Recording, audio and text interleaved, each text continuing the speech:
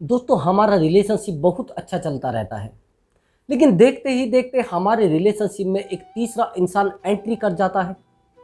उस समय हमारी सिचुएशन बड़ी खराब हो जाती है। ऐसा क्यों होता है दोस्तों कि हमारे रिलेशनशिप में एक तीसरा इंसान एंट्री कर जाता है और उस तीसरे इंसान के आने के बाद हमारी जो हालत होती है वो बड़ी भयानक हालत होती है। दोस्तों अगर ऐसा आपके रिलेशनशिप में हो रहा है तो यह वीडियो आपके लिए बहुत ज़्यादा इम्पोर्टेंट होगी। दोस्तों जब हम एक दूसरे से बहुत ज़्यादा प्यार करते हैं यानी टूट कर प्यार करते हैं और कोई तीसरा इंसान आकर एंट्री कर जाता है तो हम परेशान हो जाते हैं। हमारे जीने का कोई ठिकाना नहीं रहता, हमें बहुत ज़्यादा दर्द महसूस होता है। तो दोस्तों अगर ऐसी प्रॉब्लम से आपको छुटकारा पाना है तो यह वीडियो आपके लिए बहुत ज़्यादा इंपॉर्टेंट होगा। वीडियो को ध्यान से देखना, वीडियो को स्किप नहीं करना है। दोस्तों तो मैं वीडियो को शुरू करता हूँ। मैं हूँ आपका दोस्त and host Sonu Chaudhary, love coach and relationship advisor. दोस्तों जब कोई हमारे रिलेशनशिप में एंट्री करता है तो पहले देखता है कि स्पेस कितना बचा है। क्या एक दूसरे में कहीं झगड़ा हो रहा है? क्या कहीं ऐसी प्रॉब्लम क्रिएट हो रही है जिससे इन दोनों के बीच में घुसा जा सके? दोस्तों आप समझना, एक दीवार है, उस दीवार में हवा प्रवेश कैसे करेगी? यानी कोई ना कोई ऐसा छेद बचा होगा जिस छेद में वो प्रवेश कर जाए। अगर आपके रिश्ते में कहीं ऐसी बारीकियां बची हैं, कोई ऐसे झगड़े के अक्षण बचे हैं जिनको आप एक दूसरे से शेयर नहीं कर पाते हो और किसी तीसरे इंसान से शेयर करते हो, दोस्तों मेरी बात को ध्यान से समझना। कोई तीसरा इंसान जो होता है या तो आपका फ्रेंड होता है, या फिर आपके चाचा ताऊ का लड़का होता है, या फिर आपका कोई निजी रिश्तेदार होता है, नज़दीकी रिश्तेदार होता है, कोई थर्ड पर्सन होता है और कोई होता नहीं। आपकी जानकारी में से होता है। ऐसा कभी नहीं होता कि कोई बहुत दूर का इंसान हो, आप भी उसे अवश्य ही जानते हैं। 90% ऐसा ही होता है। तो दोस्तों ऐसा हुआ क्यों है? आपको मैंने बताया है कि कहीं ना कहीं ऐसी नज़दीकियों में कमियां रही है कि हम एक दूसरे से सब बातें नहीं शेयर कर पाए। अब मैं आपको बताता हूं, आपका रोना, आपका गिड़गिड़ाना, आपका परेशान रहना रिलेशनशिप को खोखला कर देता है। दोस्तों मैं आपको छोटी सी स्टोरी बताता हूं, मेरी अपनी फ्रेंड की स्टोरी है। मेरा जो अपना फ्रेंड था वो एक ऐसी लड़की से प्यार करता था जो लड़की शादीशुदा थी, यानी मैरिड थी। अब प्यार वो इससे उससे इतना ज़्यादा करता था कि उसने कभी एक जो बिना शादीशुदा लड़की होगी उससे भी नहीं किया। अब प्यार करने की सिचुएशन ये ठहरी कि वो उसको इतना टाइम देने लगा कि वो लड़की उसके प्यार में पागल हो गई, यहाँ तक कि वो अपना सब कुछ छोड़ने को तैयार हो गई। उस लड़की ने यहाँ तक उसको बोल दिया कि मैं तलाक लेकर आपसे शादी कर लूँगी। अब वो लड़का भी खुश, उसने अपने बिजनेस पे ध्यान देना बंद कर दिया, अपने खुद की फैमिली पर ध्यान देना बंद कर दिया, यहाँ तक अपनी फैमिली से झगड़े भी करने शुरू कर दिए उस लड़की के लिए। लेकिन रिलेशनशिप को जैसे ही समय बीतता गया वो लड़का उसके क्लोज बहुत ज़्यादा रहने लगा। इस वजह से वो लड़की इरिटेट होने लगी, परेशान होने लगी। उस लड़के का शक करने का मिजाज बहुत ज़्यादा गलत था। वो बहुत ज़्यादा उसको टॉर्चर करता था। वो हमेशा चाहता था कि ये मेरे पास रहे।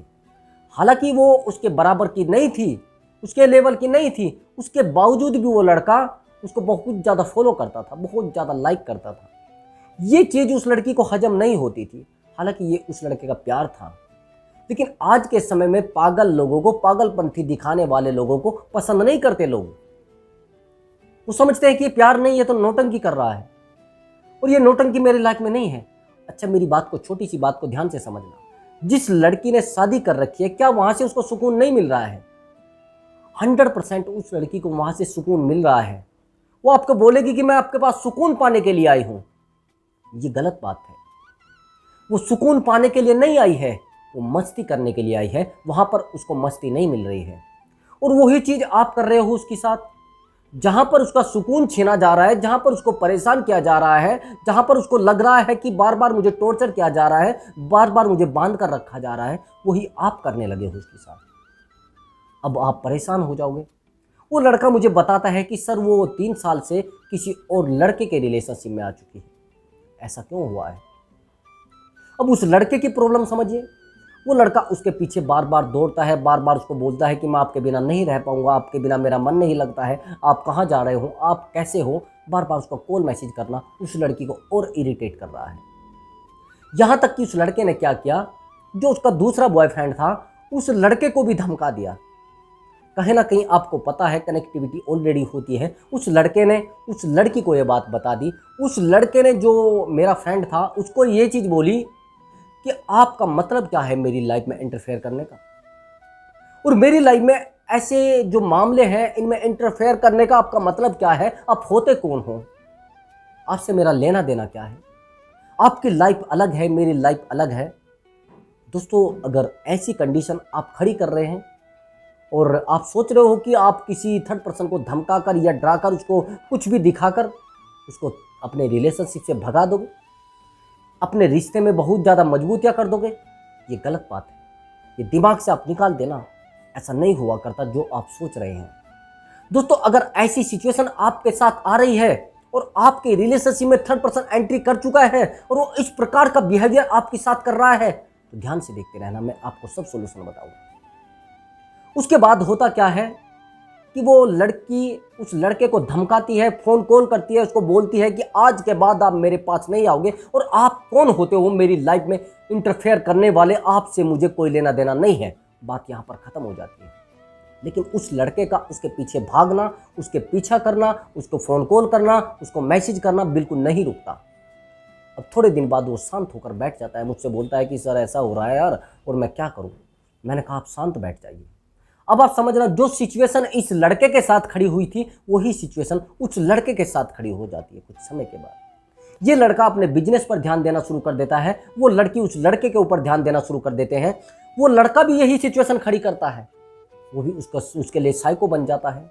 सारा दिन उसको रास्ते में वेट करता रहता है, सारा दिन उसके पास फ़ोन कॉल करता रहता है। वो समझ लेती है निठल्ला है।